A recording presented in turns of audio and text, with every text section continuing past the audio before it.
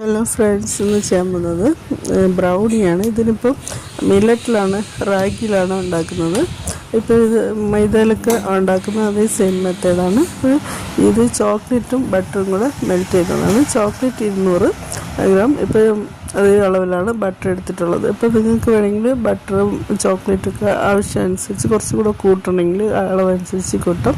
എന്നിട്ട് അത് വെച്ചിട്ട് നല്ല ഡബിൾ ബോയിൽ ചെയ്ത് അത് മെൽറ്റ് ചെയ്ത് വയ്ക്കുക. എന്നിട്ട് ഇതിപ്പം കുറച്ച് ലോ ഫ്ലെയിമിൽ തന്നെ വയ്ക്കണം. എന്നിട്ട് അത് മെൽറ്റ് ആയിക്കോളാം. എന്നിട്ട് ആവശ്യത്തിനുള്ള ഇപ്പോൾ ഒരു 5 മുട്ട എടുത്തിട്ടുണ്ട്.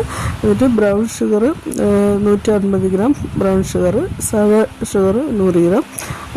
മുട്ട വന്നിട്ട് 5 ആണെങ്കിൽ ചെറിയ മുട്ടയാണ്, വലുതാണെങ്കിൽ 4 ഒഴിച്ചാൽ മതി. എന്നിട്ട് അത് നന്നായിട്ട് ഡിസ്ക് വെച്ച് ബീറ്റ് ചെയ്താൽ മതി. ബീറ്ററിൻ്റെ ആവശ്യമൊന്നുമില്ല. ഇതാണെങ്കിൽ എളുപ്പത്തിൽ ചെയ്യാനുള്ളതാണ് ബ്രൗണി.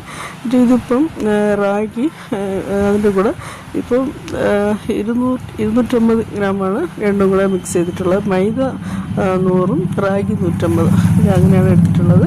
അത് കുറച്ച് അതിൻ്റെ കൂടെ വാനില എസൻസ് കൂടെ, വാനില പൗഡറാണ് ഇട്ടിട്ടുള്ളത്. ഒന്നുകൂടെ വന്നിട്ട് നന്നായിട്ട് ഒന്ന് അരിച്ചെടുക്കുക, അതിൽ കട്ടകളൊന്നുമില്ലാതെ.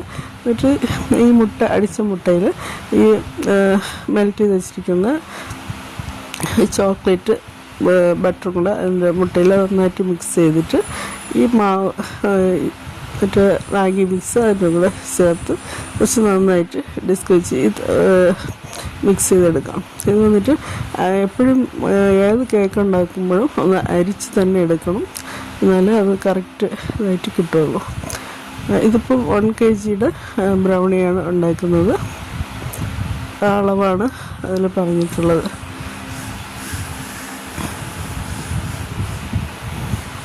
ഇപ്പോൾ സാധാരണ ബ്രൗണി കഴിക്കുമ്പോൾ തന്നെ ഇപ്പം